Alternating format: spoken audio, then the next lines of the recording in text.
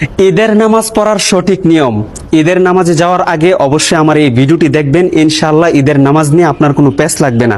প্রথমে ইমামের পিছনে দাঁড়ানোর পর আপনি নিয়ত করবেন যে আমি মুক্তাদি হইয়া এই ইমামের পিছনে অতিরিক্ত 6 তাকবীরের সাথে ঈদুল ফিতরের 2 রাকাত ওয়াজিব নামাজ আদায় করিতেছি, আল্লাহু আকবার। তো ইমাম সাহেব আল্লাহু আকবার বলে হাত বাঁধবেন, আপনিও ইমাম সাহেবের সাথে আল্লাহু আকবার বলে হাত বাঁধবেন। তারপর ইমাম সানা পড়বেন, সানা পড়ার পর অতিরিক্ত 3টা তাকবীর দিবেন। আল্লাহু আকবার বলবেন, হাত ছেড়ে দিবেন। দ্বিতীয় তাকবীর আল্লাহু আকবার বলবেন, হাত ছেড়ে দিবেন।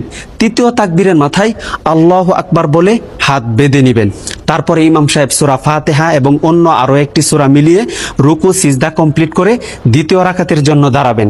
দ্বিতীয় রাকাতে দাঁড়ানোর পর ইমাম সাহেব প্রথমে সূরা ফাতিহা এবং অন্য আরো একটি সূরা মিলাবেন। সূরা মিলানোর পর রুকুতে যাওয়ার পূর্বে অতিরিক্ত আরো 3টা তাকবীর দিবেন। আল্লাহু আকবার বলবেন, হাত ছেড়ে দিবেন। দ্বিতীয় তাকবীর আল্লাহু আকবার বলবেন, ইমাম সাহেব হাত ছেড়ে দিবেন। তৃতীয় তাকবীর আল্লাহু আকবার বলবেন, হাত ছেড়ে দিবেন। চতুর্থ তাকবীরের মাথায় ইমাম সাহেব আল্লাহু আকবার বলে ডাইরেক্ট রুকুতে চলে যাবেন। রুকু সিজদা কমপ্লিট করে ডানে বামে সালাম ফিরিয়ে নামাজ শেষ করে দিবেন। ইনশাআল্লাহ আপনাদের নামাজ সহি হয়ে যাবে।